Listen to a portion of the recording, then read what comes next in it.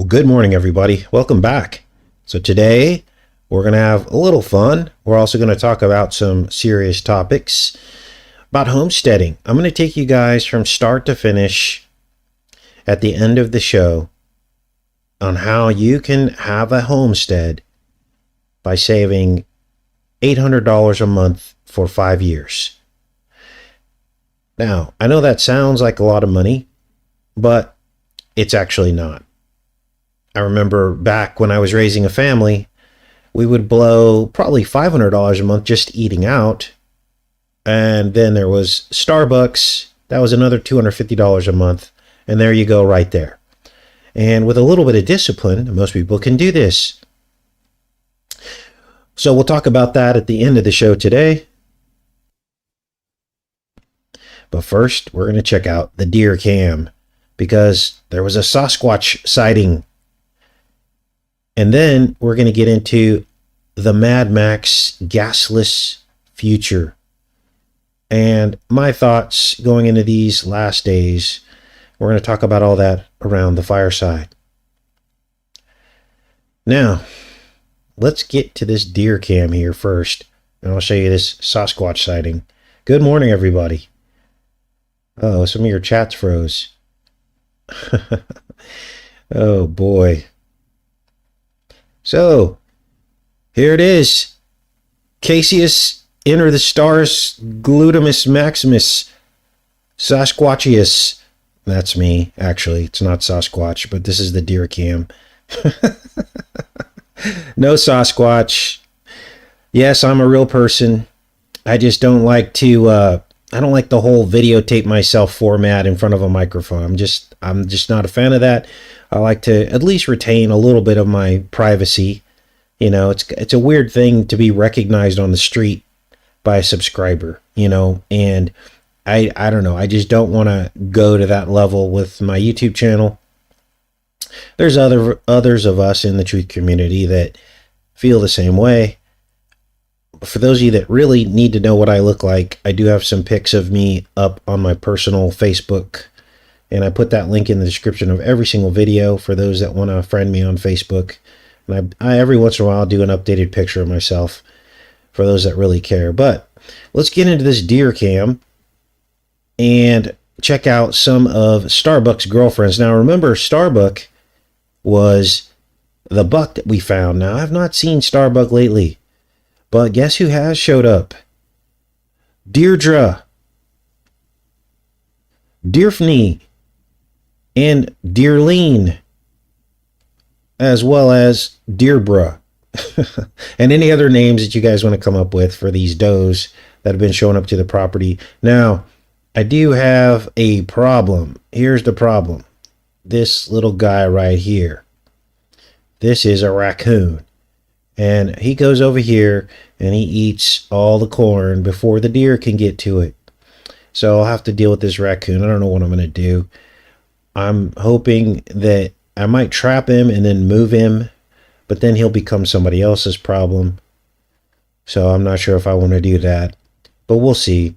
But the corn is supposed to be for Deerbra and Dearleen, not for the raccoon, not for the Corona raccoon, right? So this is that's the deer cam. Let's see if there's any other pictures in here of the deer. There is a fox around here somewhere. He or she will show up sometimes. That might be him there. That's the coon. Look at these beautiful deer. Gosh.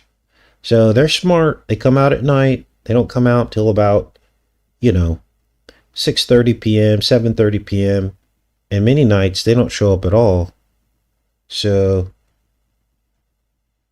and it's weird. It's almost like they know when their picture's taken. Look at them. They're looking right at the camera. Kind of creepy looking.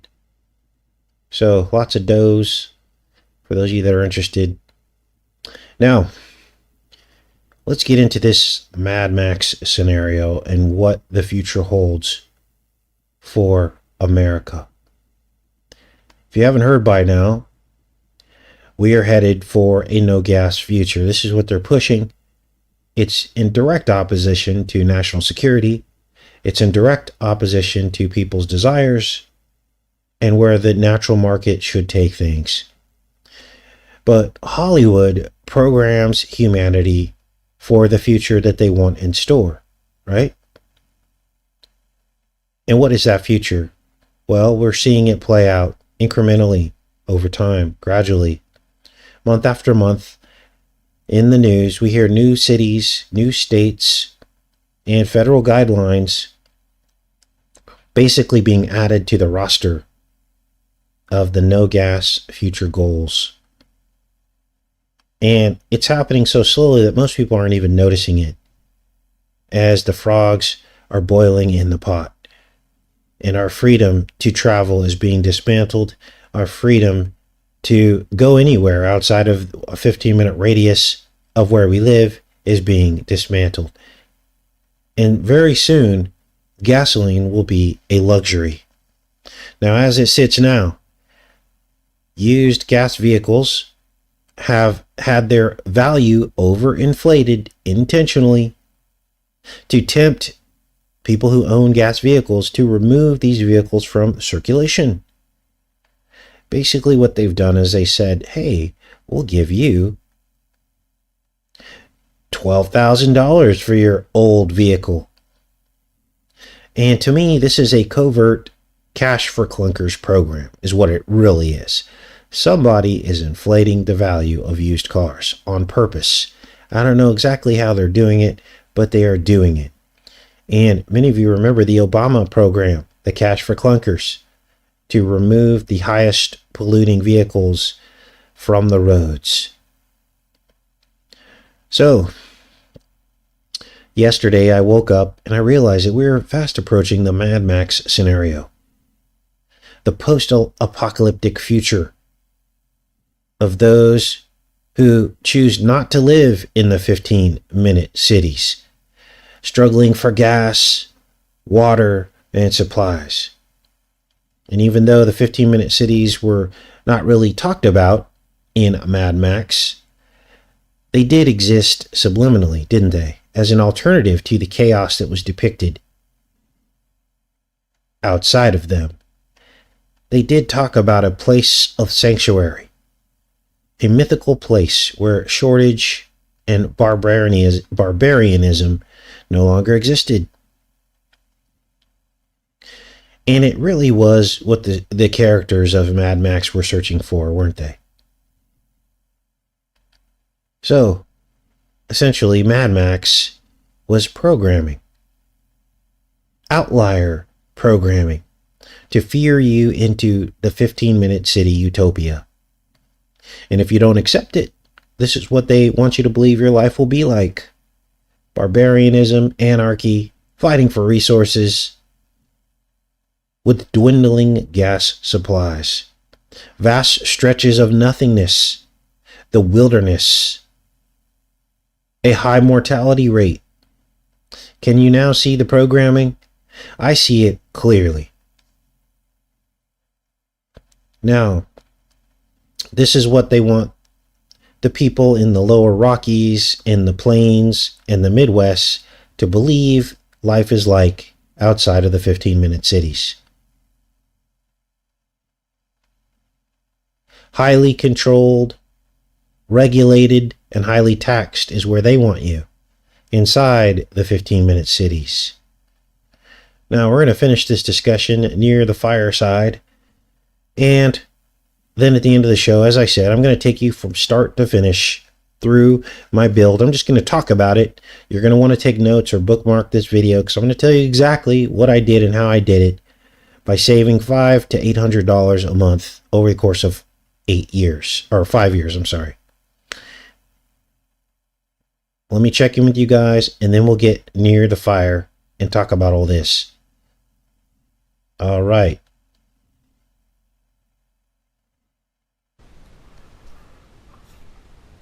Thunderdome. Thunder under the firmament dome. So I got some lumber, and we'll get into this discussion in a minute. It's pretty cold this morning, probably in the 30s. Got this lumber and some flashing, which I painted, that's going to go up here in the framing of this garage, and I'm gonna have Scott help me with this. And of course he's doing most of the work. I'm just gonna be here as support. He's already got the headers done. He's gonna drop those off today. We're gonna get these garage doors installed finally and close all this. I've got some work to do, obviously, to get this up to snuff. I may build a shed or something at some point. I'll probably put it back there. But it's time to get this garage enclosed, and I wanted to do it before it got too cold. This is the flashing. This is all the lumber. All this was about 400 bucks.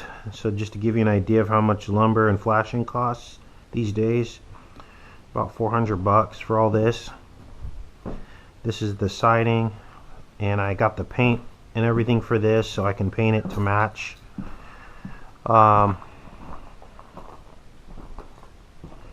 So we're ready to rock. We might get a little bit done before Christmas, but there is definitely some work to do. I'm excited about it. Scott seems to know what he's doing, so let's get this fire going. Brr.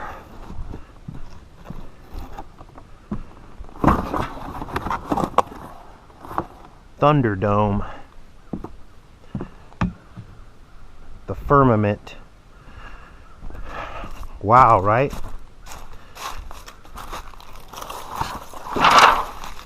So what's going on? Well, we talked about shortage. We talked about a Mad Max scenario where there's a huge shortage of gasoline. There'll be those of us who continue to try to hold on to the independent lifestyle, because that's what it's about, right? Propane, gasoline, very efficient fuel that the controllers want to change. And they want to force us into that change, don't they? For reasons that have absolutely nothing to do with what they tell us they have to do with. Because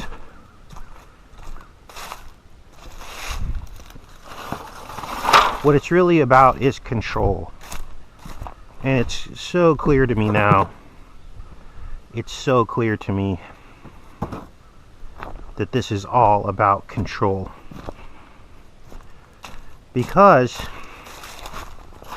by centralizing electric grids into specific areas, obviously by its very definition, you cannot have an electric grid expanding into unincorporated areas, right?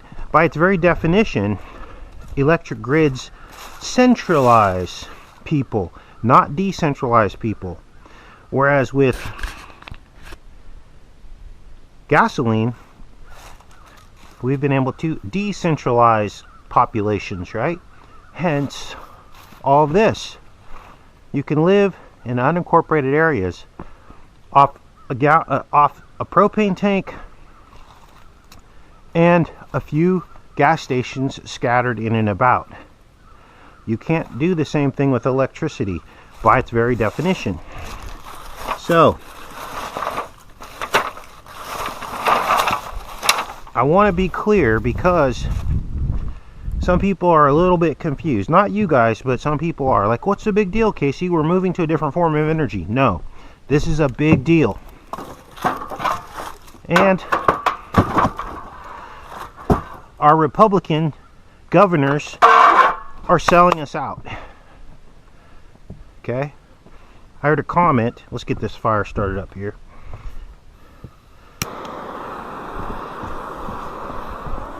And oh,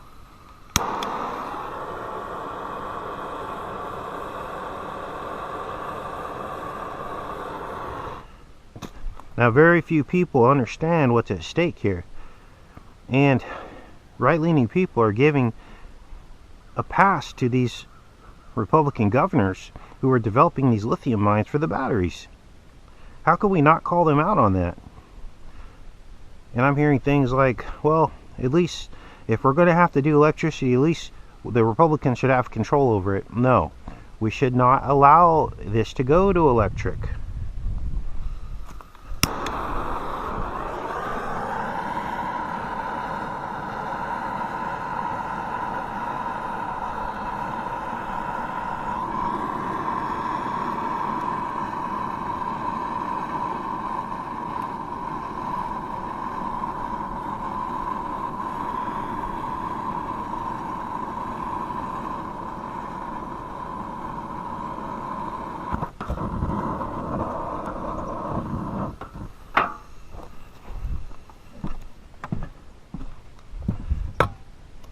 Right?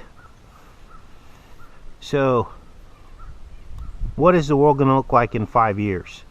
Well, many of these counties, governors, states are already developing plans to phase out gasoline. It doesn't mean there will never be gasoline, because guess what? The elite need gasoline, don't they? It's more convenient. It helps them become independent. And what you will see is a stratification of the class system. A stratification of the class system where the rich actually get to use gasoline and we won't. How will the rich use gasoline? Well, they'll still have their private jets. They might be paying double for their jet fuel, but they will still have them. They will also say that the elite and those in government should be able to maintain their gasoline for reasons of national security. This is what they'll say. And the rest of us will be stuck in these grids. We'll be stuck in a grid which will essentially be a 15-minute city. An infrastructure prison where you can't get out, because as soon as you drive out of the city, there's no charging stations. And this is what our world will become like. Now, how do you survive this? Well, like I tell you guys, you know, what I'm doing out here is basically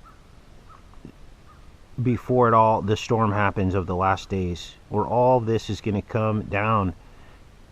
And when people are stuck in a 15-minute city, see, right now, the cities seem okay, but soon they won't be okay, because it will become more and more oppressive. I hear it every single day. In California now, my mother cannot replace her air conditioning unit. They're going to force her on mini splits, which are and they're charging a premium for this. Oh boy, we're having some issues today, you guys. This is it's no longer a fireside chat, is it?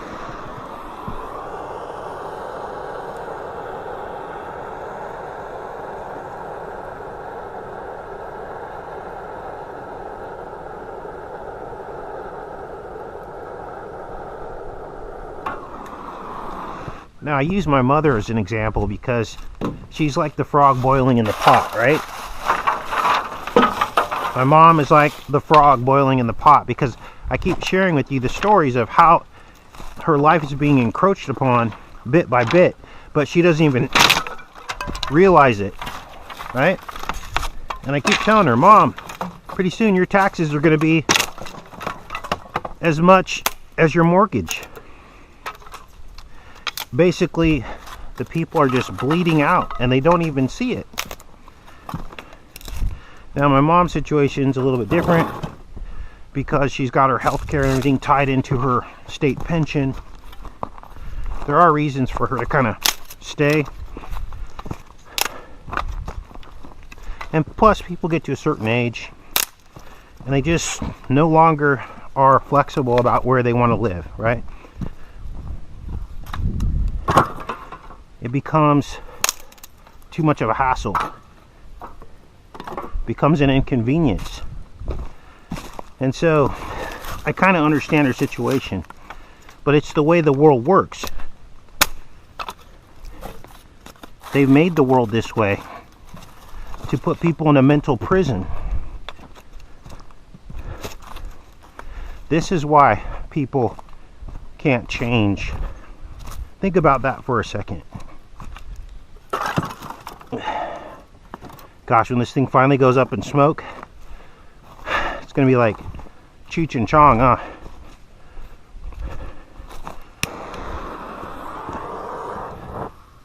Not sure why it's not starting.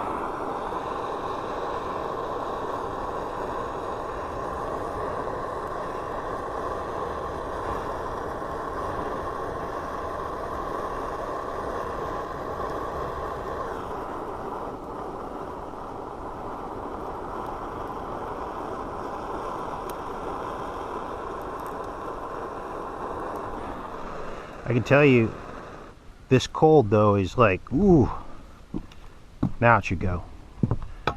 So what am I doing out here? I'm trying to show people the alternative before you get to the point where you're trapped, like my mother. Right? This didn't happen overnight. A lot of sacrifice, a lot of saving, a lot of foregoing immediate gratification, which I'm glad that I did, because the alternative is you're sitting in a 15-minute city and you realize, you get this sinking feeling that you're stuck, and these people can do whatever they want. Look at New York. $15 charge to drive into Manhattan. $15 every day you drive into Manhattan. Ooh, smoky. Gosh, that feels good though. Let's go here. That's better. Get out of the smoke. So that's just the beginning. They'll just continue to up the fees. Pretty soon you'll just be a working slave, like most people pretty much are anyway. But pretty soon, that's what will happen. So, why wait till that point? As it sits now, even if they double the price of propane, or even triple it, even if they triple the price of gasoline, you know, I would be okay. It would still be a lot cheaper than living in a city with all those rules that they could then say, oh, now, since you're in a 15-minute city and we know we've got you, we're now going to force a vaccination. Because why? Because you're in the 15-minute city, and it's for the safety of the whole, right? That's what they're going to say. It's for the safety of the whole. Because all these people are in this grid, in this system, you all have to comply now for the safety of the whole. And if you don't believe me, think about what happened in what goes on in New York. This got broken up in a couple different parts, so here we go. And California. They are microcosms for what they want the rest of the country to look like. That's what they want the rest of the country to look like. They are not coming out and saying it, but every time they try something new in those cities, it's because they want the rest of the country to look like that. Wow, look at that beautiful sunrise coming up through the trees there. That is just beautiful. God is good, isn't he? Wow. Now,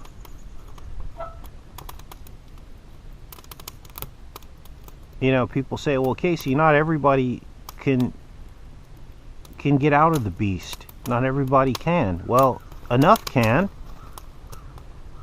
that should be able to help the rest.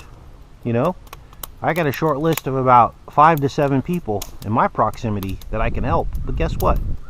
They're already good anyway, because they're already helping themselves. But we can all work together. And if there was a disabled person, we could help them, right?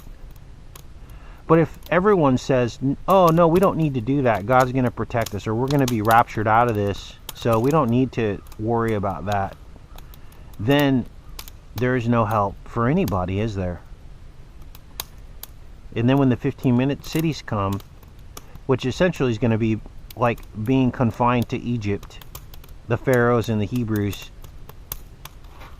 in Egypt, right? That's when there'll be weeping, gnashing of teeth, sorrow, and people are going to be like turning against God, thinking it's God's fault when he's been telling us this all along, hasn't he?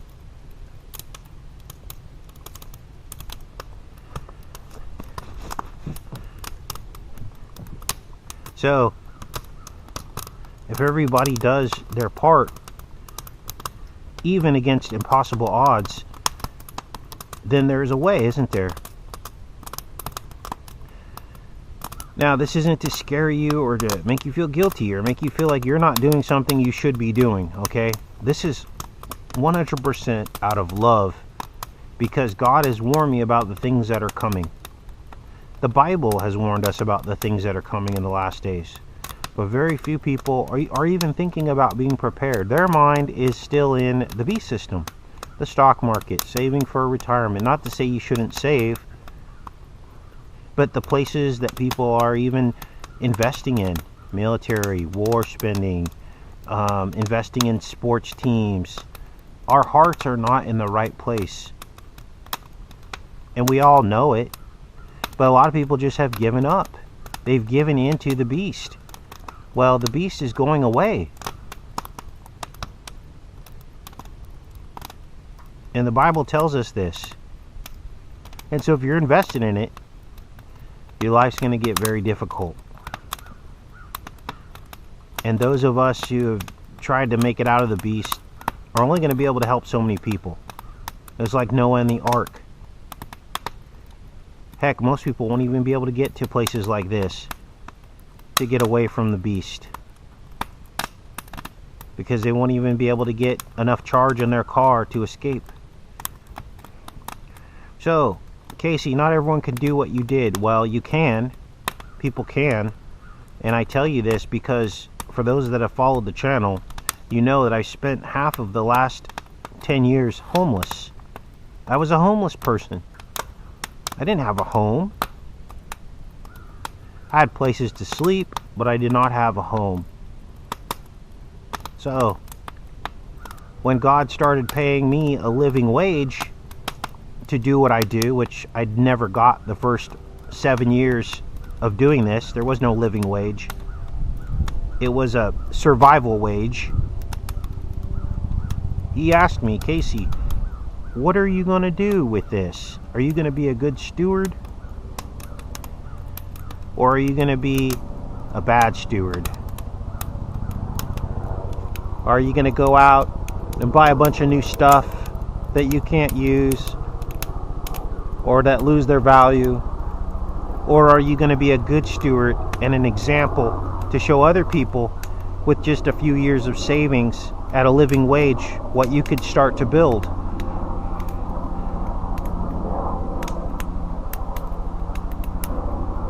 Cool bird. Helicopter. So, that was the lesson. That was the message. And I think God put me through all that pain and sacrifice and dedication to this YouTube channel and made me basically work for free for all those years to see if I'd be faithful enough for Him to finally bless me. And it was a short window, a very short window, and God was able to do it. Now, for those of you that work full-time jobs in other places, this is the example. This is what it takes. And as you can see, my place isn't all the way done yet. It doesn't have a kitchen yet, or a sink and cabinets anyway, but it's livable. It's warm and it's cool in the summer. And it's out of the beast system. It's not off grid, but I could easily survive here if even all the utilities were shut down. And so, this is what survival looks like. Now we'll get into some specifics of exactly what it takes to survive and thrive. This isn't just about survival and being miserable. I'm not miserable out here. Oftentimes, I'll see how long I can go without going to the grocery store. And I'm shocked sometimes. Sometimes you can go, I'll go a whole 30 days without you ever having to go to the grocery store. Using less, eating less.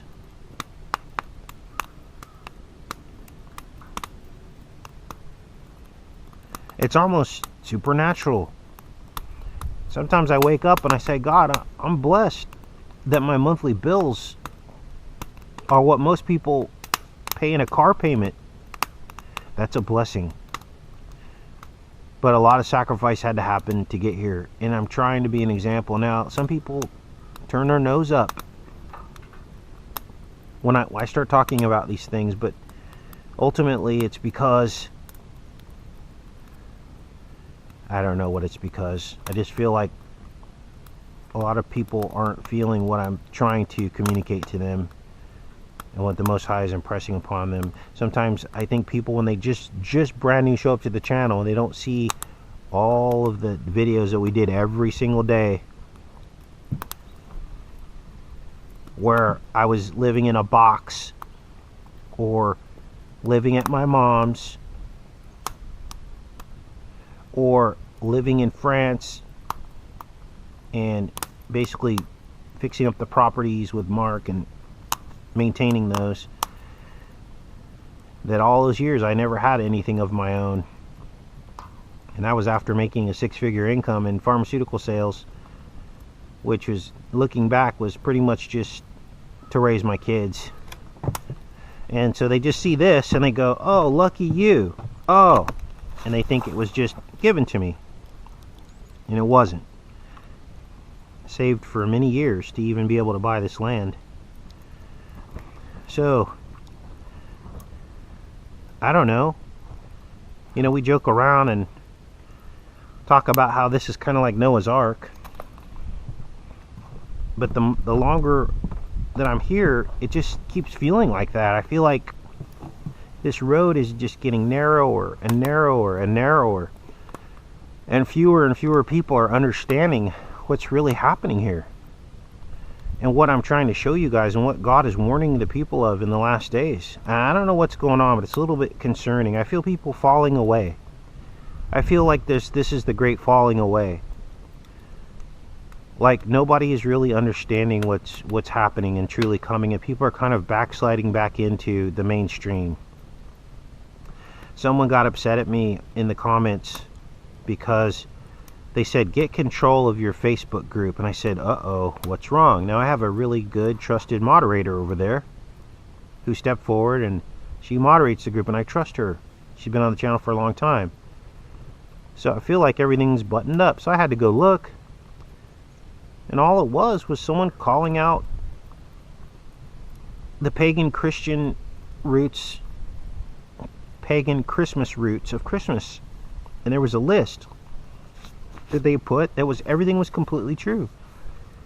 But because a lot of people have backslid, they're offended by that. Look, I understand if you're in a spectrum of belief where you haven't quite let go of Christmas. I get that, okay? Because I used to be that guy. Didn't really believe in the pagan roots of it. Just started to feel weird to me. It felt like I was kind of disappointing God.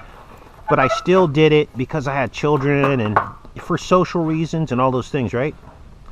Well, that's one thing to still be in that. I get that. But then to get mad at me or get mad at people who are calling out the pagan roots of it, even though they're not attacking individuals, they're just saying this is what Christmas really is. To get mad, that seems to me like backsliding. Especially if you're a regular member of this channel, because you know that we've exposed all that before. It just seems like backsliding. It seems like people just want to feel good about it. Not only do they want to do it and decide they're going to do it because they're just going to do it, even though they've already learned the truth, they also want to feel good about it. They don't want truth channels really talking about it anymore, about the pagan roots of it. To them, that feels like judgment. And you know what? To me, that feels like exactly what they did with the gay agenda Not only do we want you to not judge us, we want you to accept us and love us and embrace us and ignore the sin. That's what it's starting to feel like, even with like the holidays. And so I sense a disturbance in the Holy Spirit of a huge backslide happening in our church, in the spiritual church. And you guys know I'm the last person that's going to condemn somebody again for their spectrum of belief. I don't do that anymore. I used to early on when I was like in the thick of it. But now I realize that's not how Jesus operated. But we're not supposed to ignore the sin either. I hope this is making sense. And this isn't to guilt trip you about your Christmas tree that you probably, this is just to tell you the honest truth. Kind of like drinking, right? Talking to a few people about drinking. You just wake up one day and you just had enough, haven't you? You can't really put your finger on it. There were times in our life where we thought, oh, I'm always going to have drinks because it makes me feel good. And then you just get to an age of hurt and pain and whatever it is, just feeling like crap when you do it. I don't know, maybe we get older. Our bodies don't tolerate it as well. And we've just had enough, haven't we? Well, that's what it's like with this world. You wake up one day and you realize you've had enough. You've had enough of being broke. You've had enough of being used and manipulated by the market to be obligated to make sure everyone is happy and has a present. You're tired of the what have you done for me lately? What have you spent for me lately? You're tired of it. And you just wake up one day and you've had enough. So, have you had enough? I have, but look where I'm at. I'm out here alone. It's a very narrow road. There aren't many people who are aligned with where God wants us in the last days. And I'm not saying that I've got it completely dialed in, but I can tell you I must be close because I'm out here by myself. I love each and every one of you guys. Much love. All right, so let me go back into the chat. And yeah, a little bit of that was some tough talk. But I'm going to tell you guys exactly how this all happened and how you can do this process from start to finish. You're going to want to take notes on this, or you're going to want to bookmark this show. So how do we do it? We're almost out of time, right? But what can we do to prepare and not feel completely disconnected from the rest of the world? Let me share with you the step-by-step modular plan to build your own ark. And I call it a modular plan because you can do it without debt, with just a little bit of saving. When you break it down into these modules, it becomes much more doable. It takes 5 years of spending discipline and some do it yourself. And I'm going to share with you all the mistakes that I made, things that you can do better to make it even less expensive than what I had to spend. Now, I probably overspent because of the material price surge that happened during the pandemic. I got caught in the middle of that. I bought the property before the pandemic, but then all of a sudden the pandemic hit and everything almost doubled in price. Labor doubled, materials doubled, but everything's come back down now. So you're actually going to be able to do it for about 25% less than I did, and probably 50% less than I did, because there are things that I look back, I probably would have done myself and saved a bunch on labor. I'm going to share with you the entire process, step by step, exactly how I did it, and parts in the process where you can save money by doing things yourself. First step, you have to save for 2 years, $500 a month. That will get you $12,000, which is enough to buy 1 to 2 acres of unrestricted land. You can find that land on landwatch.com. Now, carefully make sure there are no restrictions. Okay, and there's a realtor will tell you that they have to disclose everything. The only restriction you probably could be okay with is a septic system. And I do recommend that, especially if it's a dwelling for more than 2 people. You don't want to be pooping in a bucket or something. Okay. I mean, you probably could, and you could just burn it off every day in a fire. You could do that. But if you're going to have 2 to 3 people, you probably want a septic system. Okay. You also want to make sure that you can park a trailer on the property and live in it if you had to. These are 2 very important things. You're going to want to write that down. And if utilities are already installed in the property, you may pay a little bit more for that property, or you're going to get less acreage. But it's important that you do use the utilities that you can while they're still available before the last days, because without utilities, it's just going to be a tougher life. So what I just described to you was a way to buy land without a mortgage.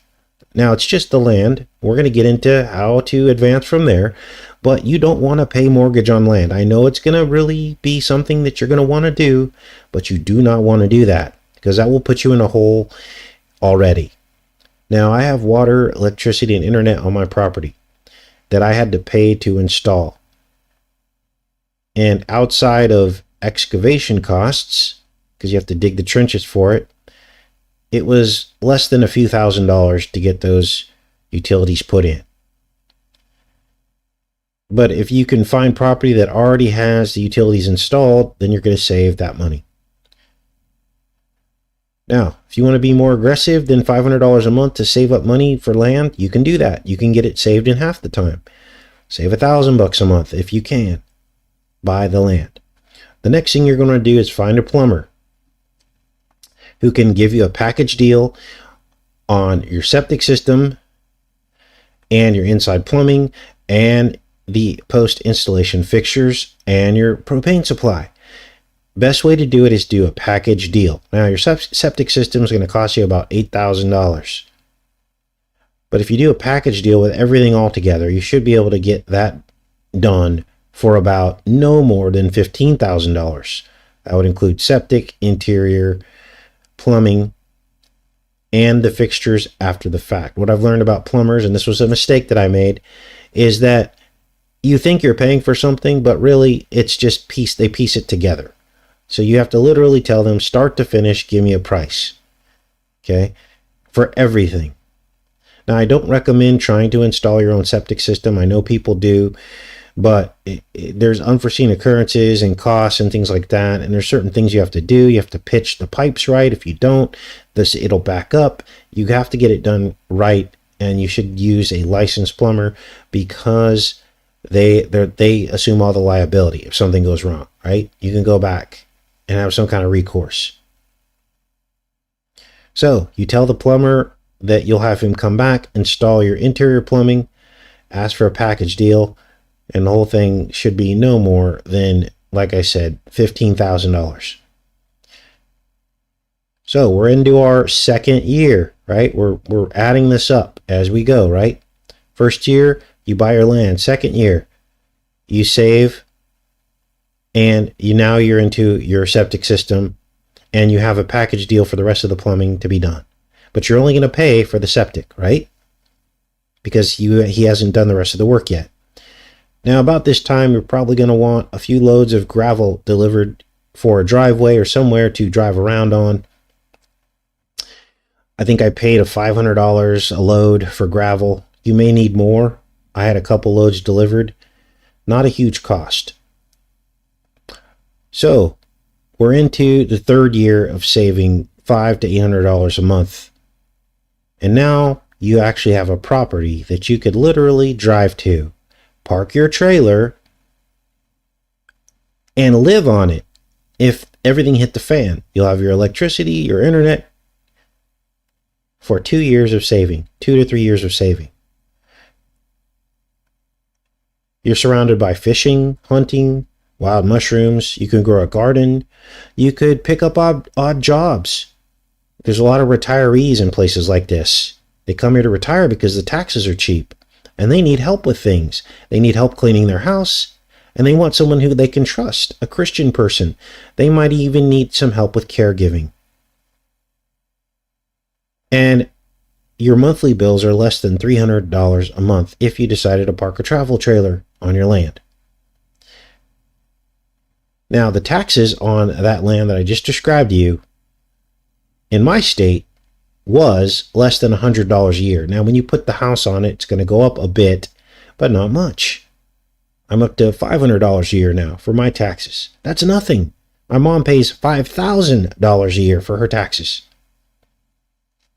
So, if the land has to sit for a few years while you continue to save money, that's not a big deal because you're only paying $100 a year in taxes, right? So, you have now peace of mind. And that was just with 2 to 3 years of saving. You have peace of mind that you can go, if you had to, and be okay. So, next, let's get into the actual homestead. Now, by this time, you've probably been back and forth to your property several times. You've probably maybe done some tree clearing. And you're seriously considering moving your trailer onto the property at this point.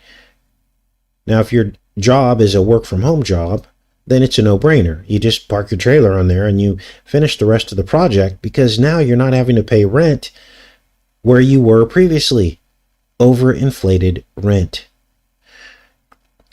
But here's the thing.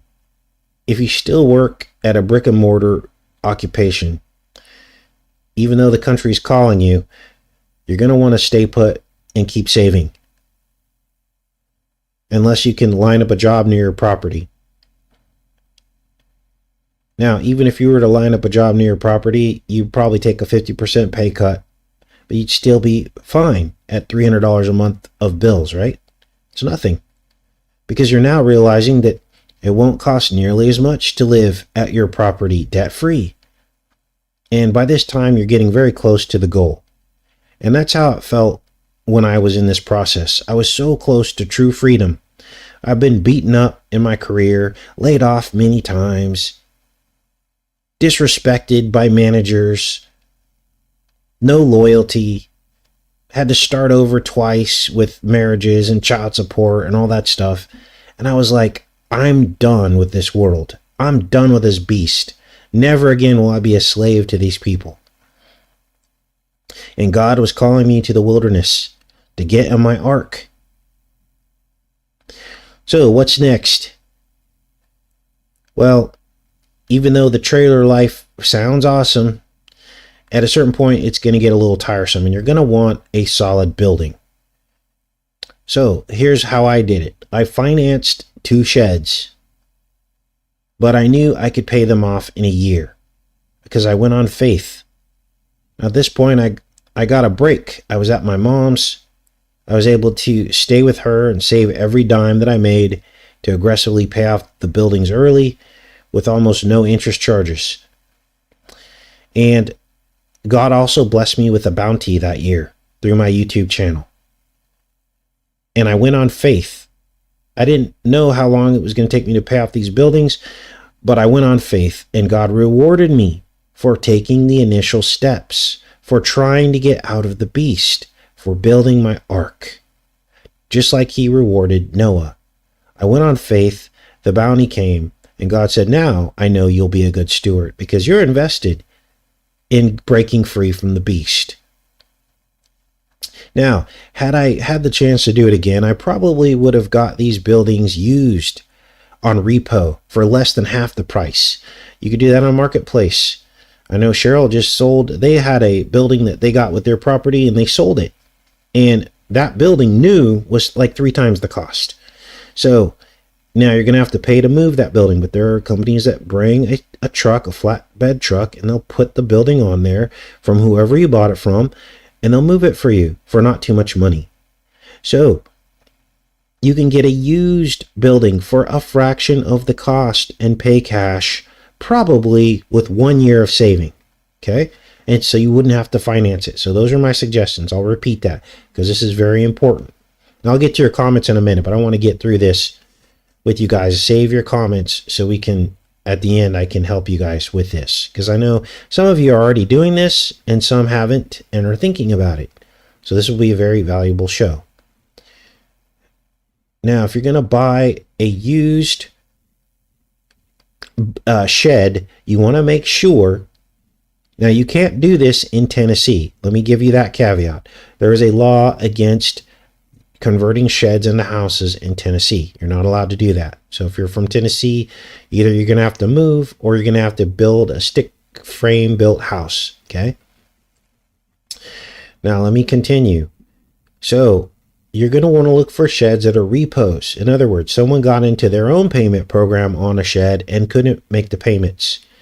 And so typically those ones are in a little bit better condition and they're repoed, and you can get them for pennies on the dollar. $5,000, $8,000 for a whole shed. Whereas brand new, they can cost up to $30,000. So here, this next thing is very, very important.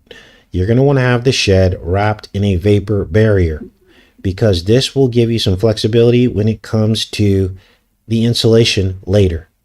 Okay, and I'll explain that in a bit. You want to wrap it with a vapor barrier. So all it is a plastic sheeting. And if you're having your shed custom built, they put that in when they build the shed. But if you get one that you're going to buy repo, make sure it has plastic underneath it. Okay, so now these next parts I'm going to describe to you are optional, but I had to do a little bit more where I'm at with the sheds when it came to the foundation, because there were some rules, some hidden rules in my association that required a permanent foundation. But I can tell you, I'm glad that I went above and beyond, because my land is sloped and my place is solid. It's on a foundation. Now, a simple way to do a foundation is just to lay down some gravel and set the buildings right on top. And that costs almost nothing. And you want to make sure, if you do that, to make sure there are no depressions beneath the gravel so that it doesn't hold any water. I know Cheryl's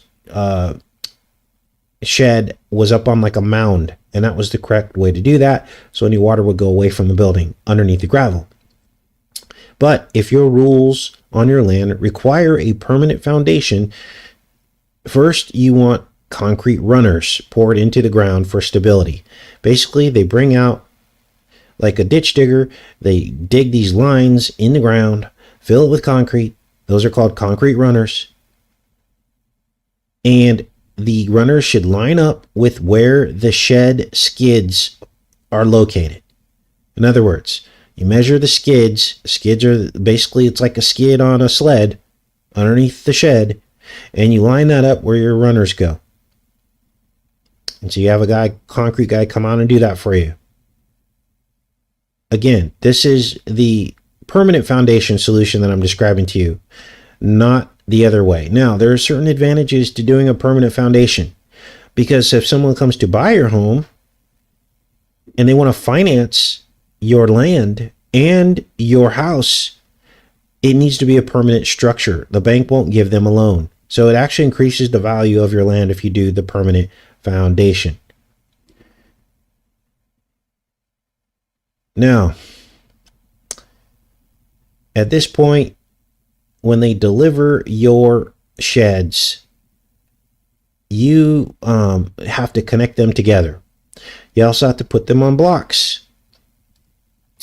You can buy a whole pallet of blocks for very, very cheap. I think they're $1 a piece or something really, really cheap, and they'll deliver a whole pallet of blocks to your house before the shed installers show up. They'll put the building on the blocks for you. It's all included.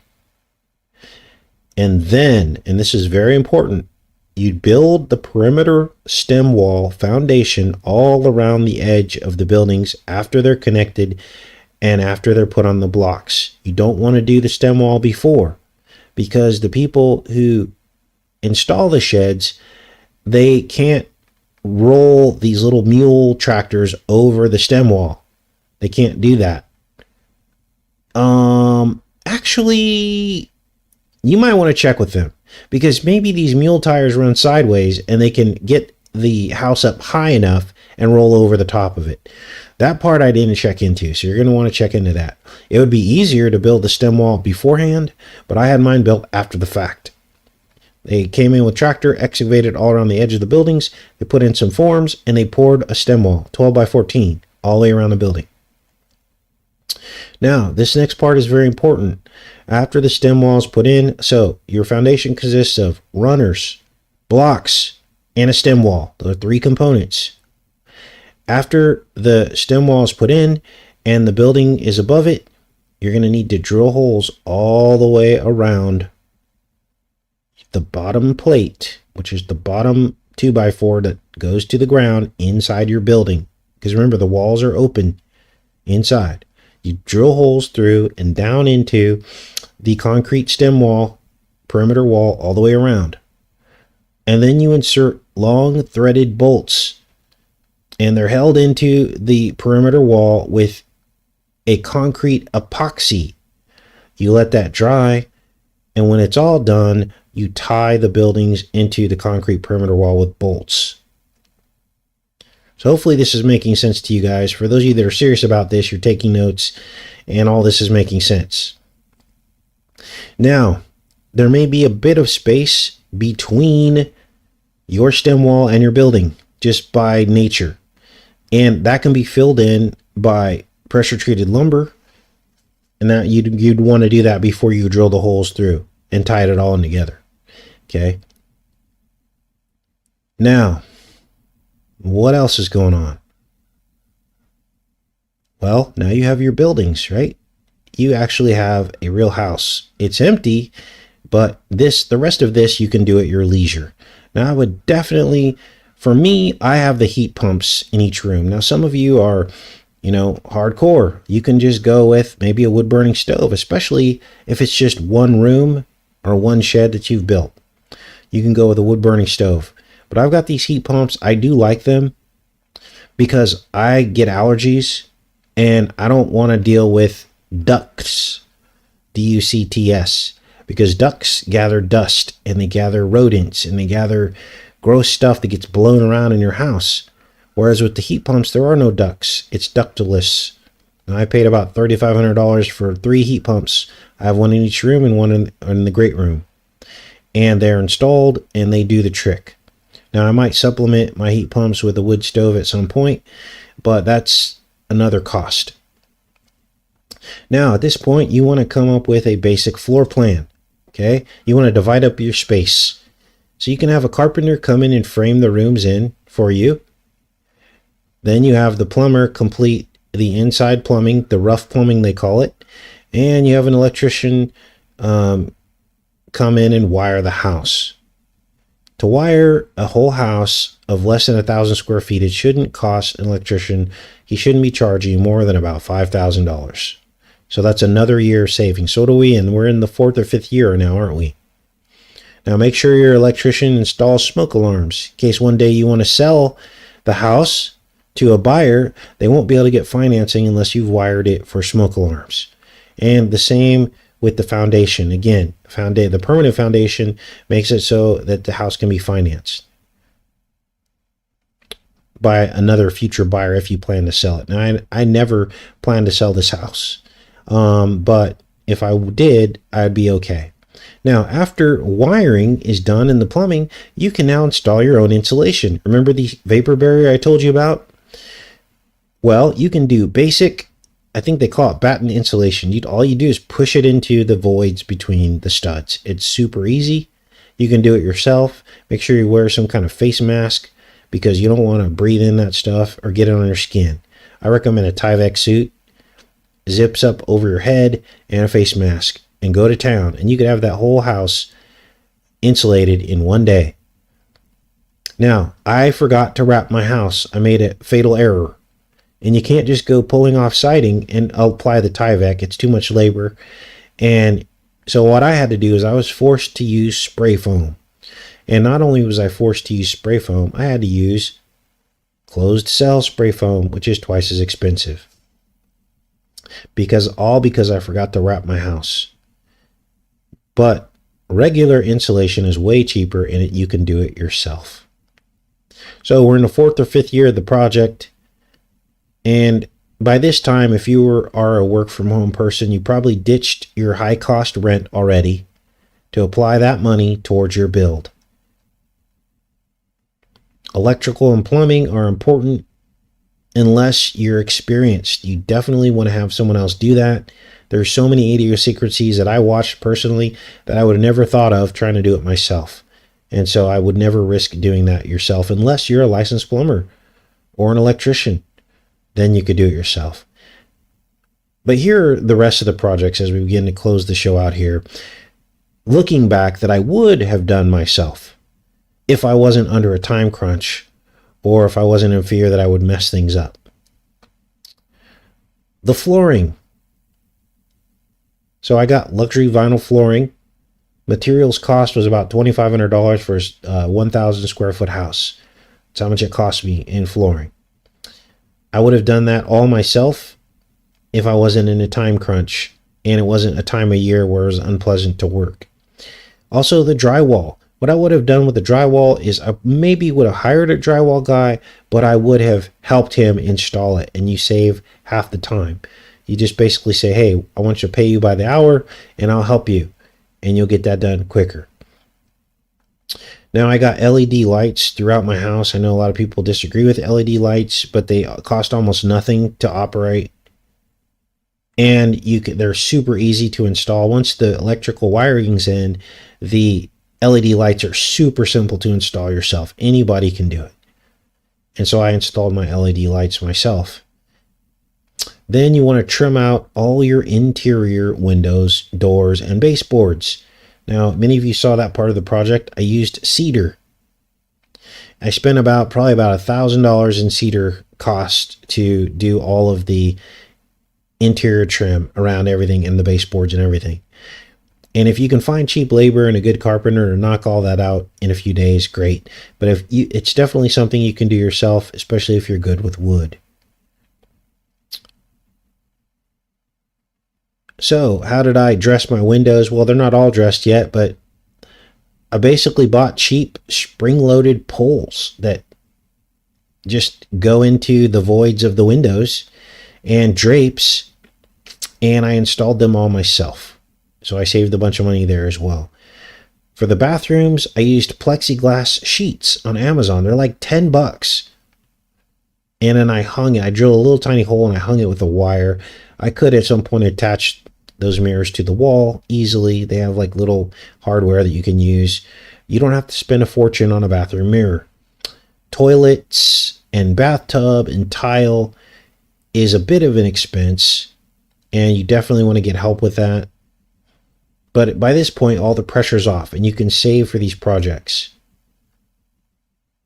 So remember, you've got the plumbing now. The plumber needs to come in and finish up. And I didn't know this before. I thought when I paid the guy, he was going to do it from start to finish, and we never really talked about that. So I ended up getting double and triple charged by my plumber.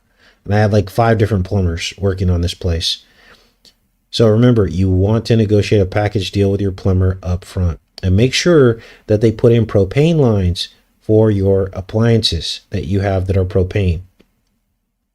Now, I've got a tankless water heater, and I know that sounds crazy, but believe it or not, I got the water heater on Amazon for $500, delivered to the house. The labor to install it is what's expensive, the pipes and stuff. But I have no problems with this tankless water heater so far, and I know it's saving me money because it runs on propane and it only heats the water when I need it. It doesn't have to heat up a huge tank of water to give me hot water. So my electric bill, you guys, you're not even going to believe this. My electric bill hovers around $50 to $80 a month to run this place. Now, shower enclosures and toilets are still pretty cheap. Bathtubs are a little bit more expensive. And I bought basic vanities with the sink already in it for the bathrooms. But again, all this is based on how much you want to spend. If you want to spend more, you can spend as much as you want. But I chose to go kind of like baseline. I didn't want to get too fancy on this stuff because I didn't want to go broke filling up this house. So now you're ready to move in all your appliances. Now I did keep my washer and dryer that I had, but I had to buy a stove, a fridge, and a chest freezer. And the total cost I spent on my stove, my fridge, and my chest freezer was about $1,500 for all three of those.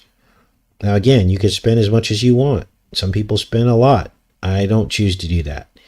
The higher quality stuff, not higher quality, but the more brand new, state of the art bells and whistles stuff you buy, the more stuff can break on it.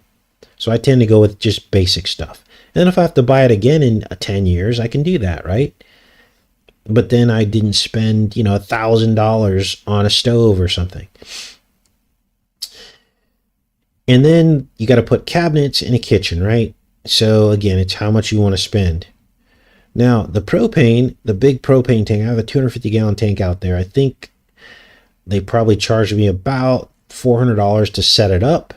And then it's $2 a gallon for propane to fill it up. So that's about what you're going to pay for a propane tank outside your house to fuel your house. And that's pretty much it, you guys. Total home build, start to finish, in 5 years, mortgage free, by saving somewhere around $700 to $800 a month for 5 years. Now, if you went with the financing of the sheds, you'll probably be still carrying that financing. I think they had like 5-year financing or something like that. I can't remember what it was. But that financing is only a few $100s a month. It's like $200 or $300 a month. But if you bought the buildings used, then you're not going to be paying that financing. So, but that's it. That's start to finish. Now, I've shown you guys all this in many videos, but I needed to do a summary video for those of you that are serious about doing this or have questions at different parts of the process.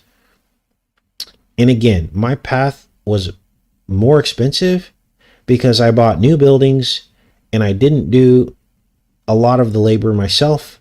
I also added a garage, and also I had to pay the pandemic premium. But for you, it's going to be about 25 to 50% cheaper because labor and material costs have come down significantly. So the plan that I just outlined to you is completely doable. It's achievable if you have the discipline to save $800 a month for 5 years. Okay. Now, the plan that I also told you accounts for the mistakes that I made on the build so that you're not going to make the same mistakes and you're going to save that money, right? So I know that several of you on the channel, men and women, have embarked on this journey or you're thinking about this. So I hope this show was of some value for you. And I know that not everybody will be able to do this, but those that can should in preparation for what's to come. Because those of us that can help the others that can't, right? Take some discipline, faith, and perseverance.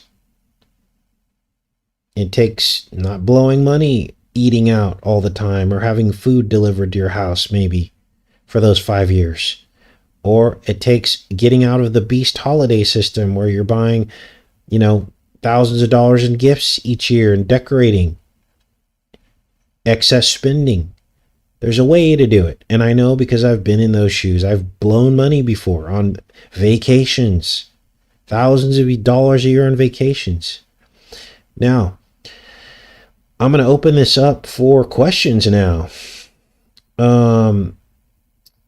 Tomorrow, Will Smith has been hanging out with Jada Pinkett's doppelganger in some bizarre ritual. It is the creepiest thing I've ever seen. So we'll cover that tomorrow.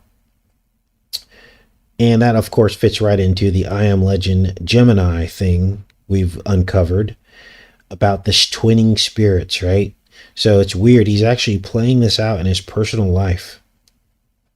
We're also going to cover a hole in the sun that has appeared over the last week and Alex Jones back on Twitter X and what all that means.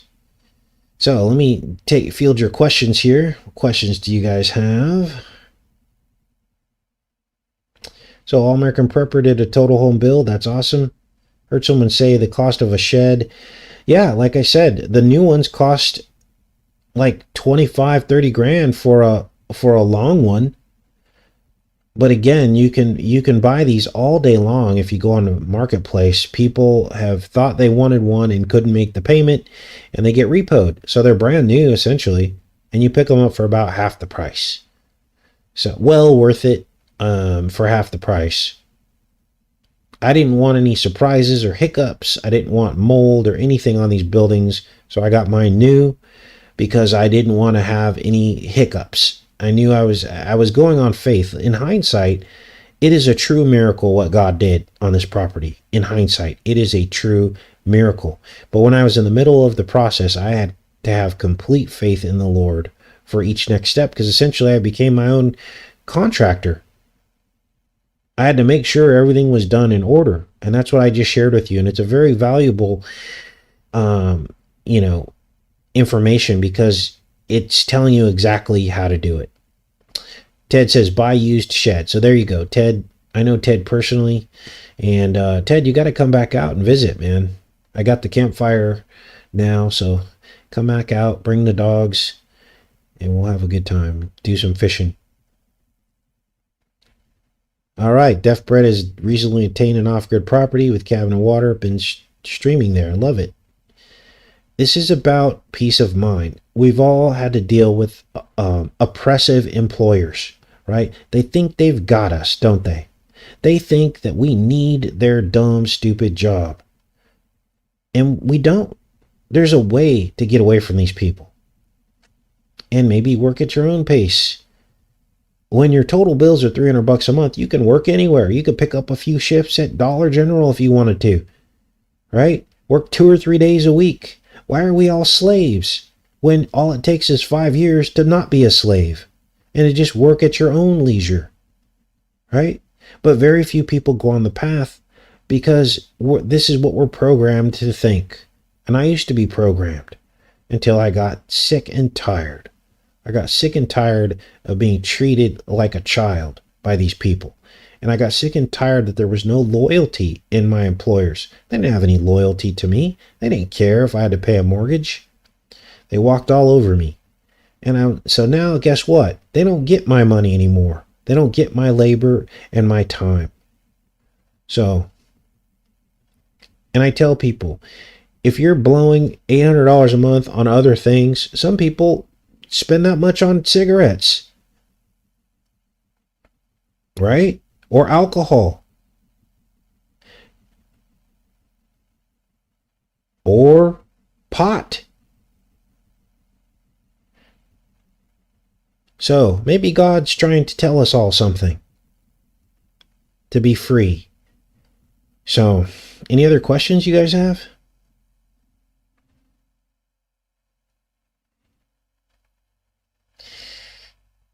Is it different to buy and build in the northern states?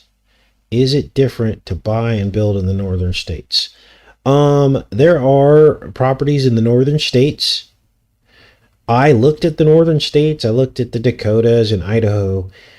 Believe it or not, the land values have gone up there. And I don't like the cold. I like to be in a place where there's only 3 months of cold weather at the most, 3 or 4 months. And so I knew I didn't want to live in the Dakotas or Montana or Idaho. But many people are okay with that. Think about this. When these long winters come, there's less food available, right? Less wild food, if you had to, when it all hits the fan. You're also going to spend a lot of your time keeping warm and a lot of harvest of timber to, burn to keep warm. Your energy costs are going to go up. So these are all things to think about. I chose a place kind of in the middle, northern Arkansas, where it's in the south. So our winters are like 3 months, 4 months top. Okay. It's 40 inches of rain here a year.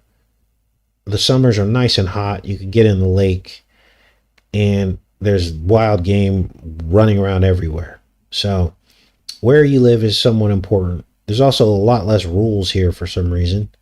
Now, I wouldn't go as far south, me personally, as like down into Louisiana or Mississippi or Alabama. There's more tornadoes there.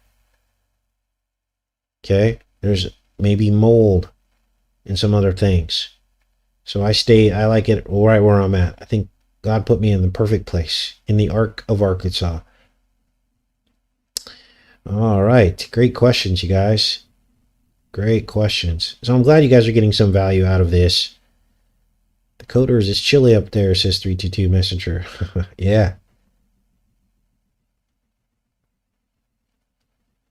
All right. Yep.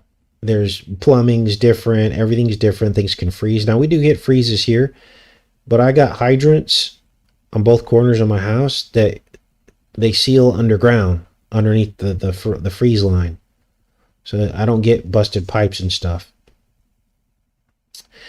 All right. Yeah, you want to find a place that's free of tornadoes.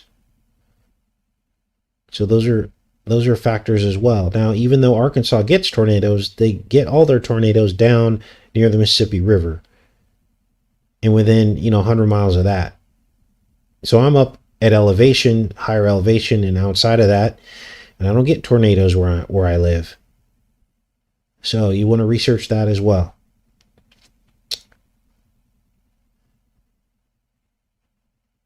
All right.